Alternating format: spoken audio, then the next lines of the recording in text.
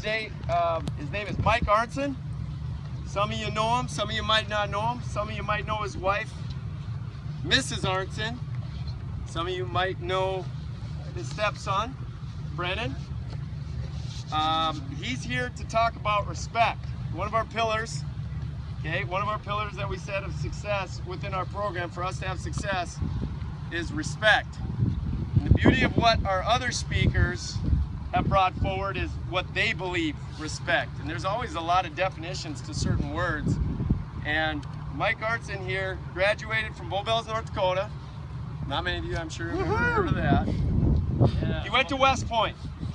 And I don't know if you know what West Point, but it's a pretty prestigious school, very, very difficult to get into. He played some football at West Point.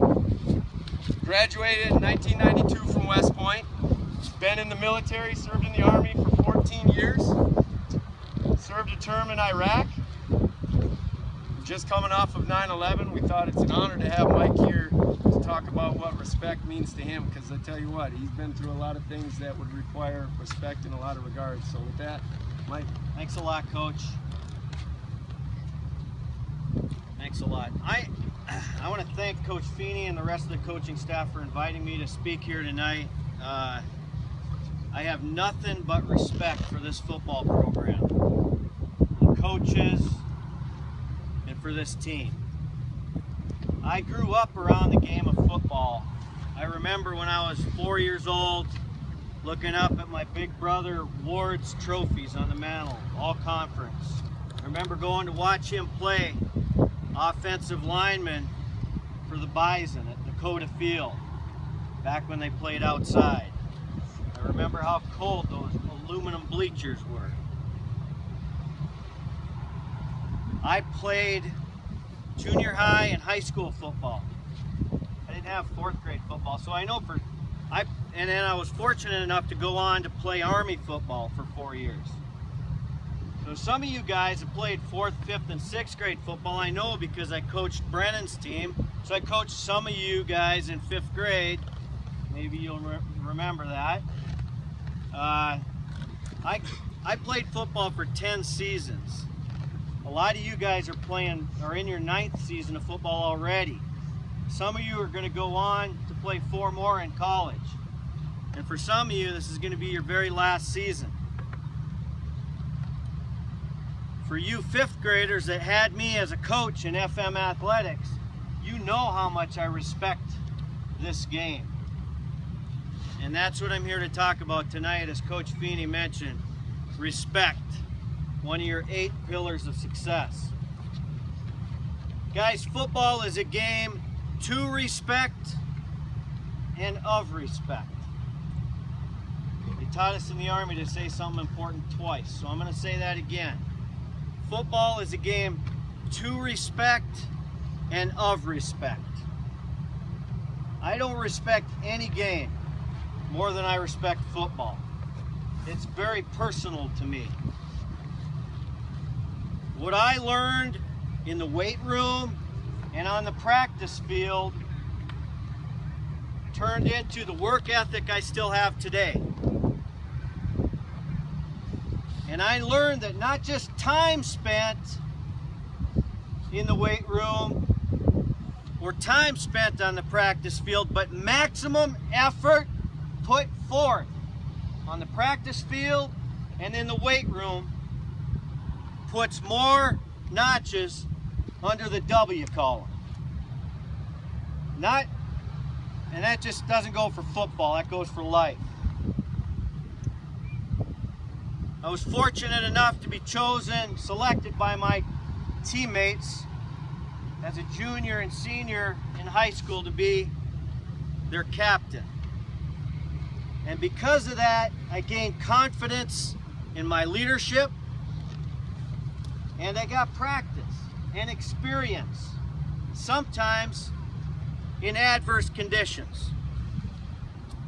And that work ethic and that confidence and those leadership skills and experience led to an appointment at the United States Military at United States Military Academy at West Point a long time ago. the toughness that I learned on the gridiron gave me the grit and perseverance that I needed to get me through the grind of airborne ranger training. Guys, you learn a lot about life and about adversity and how you are going to respond to it on the gridiron. General Douglas MacArthur, commander of the forces in the Pacific in World War II, said,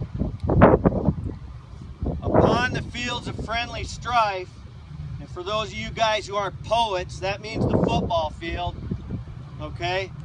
"Upon the fields of friendly strife are sown the seeds that on other days, upon other fields, will bear the fruits of victory." And there, guys, that last part, he's talking about the battlefield.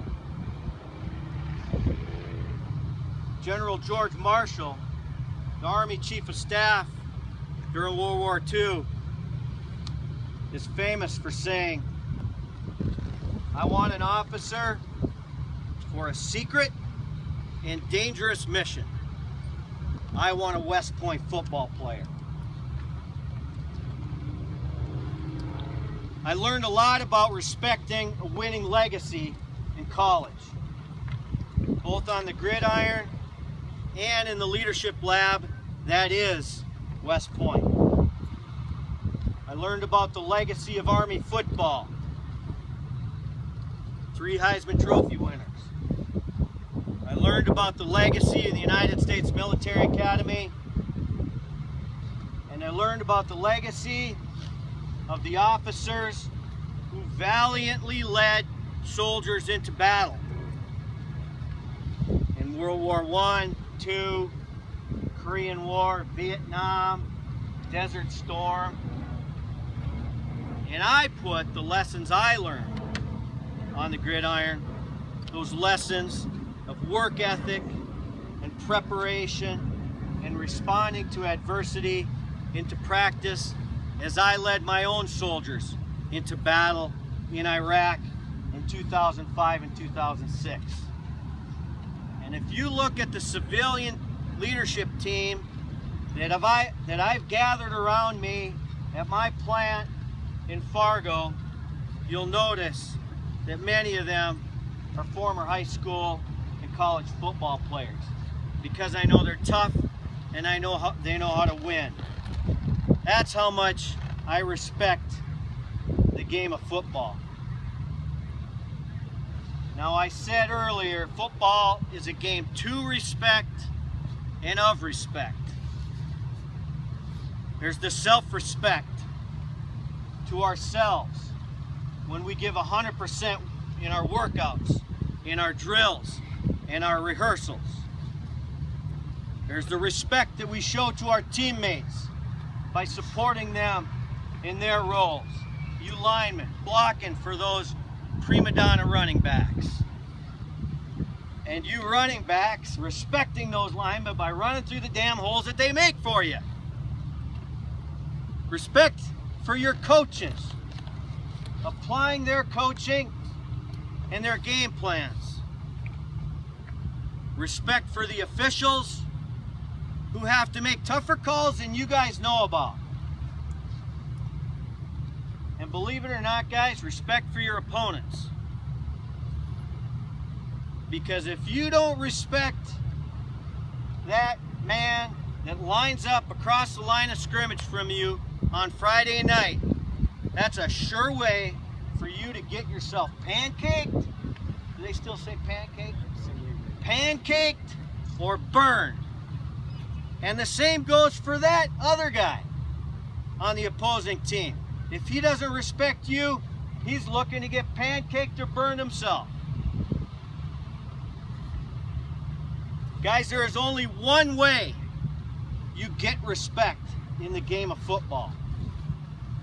And that's by looking your opponent in the eye across the line of scrimmage and giving it your 100% effort between the whistles. Offensive linemen, you got to dare those defensive linemen to get past you.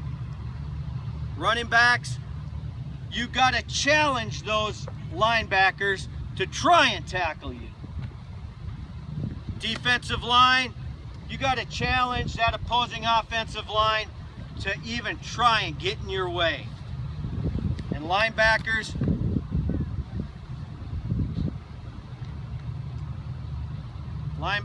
you got to challenge those running backs to get past you. All this BS that goes on after the whistle, guys, is crap. We earn respect between the whistles. Now we got St. Cloud Tech on Friday night. They're a team to be respected, though not feared. They're 2-0. They took on their crosstown rival Apollo on their home field, on Apollo's home field, and beat them 42-16. They took on Brainerd in Brainerd and beat them 45-6. Guys, we are St. Cloud Tech's home opener on Friday night. Although, I understand we may be playing on a neutral field at St. John's. But guys, they have not met a team like the Spuds yet this season. So guys, let's give practice the respect it deserves for the rest of the week. And before that game, let's give the flag the respect that it deserves. Helmets under your arms, hands over your hearts. Guys, we're not paying honor to the president or to the Senate or to any politicians. We're paying respect to the flag that is the symbol of freedom.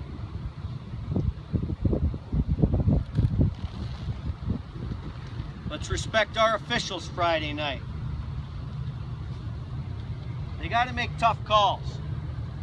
Officials don't win or lose football games, guys. Discipline and respect wins football games. Most importantly, let's walk off the field Friday night knowing that we paid the game, our coaches, and our band of brothers the utmost respect. And one more thing. Let's make damn sure the Tigers limp off the field respecting the Spuds. Band of brothers, bring it in! Oh, yeah.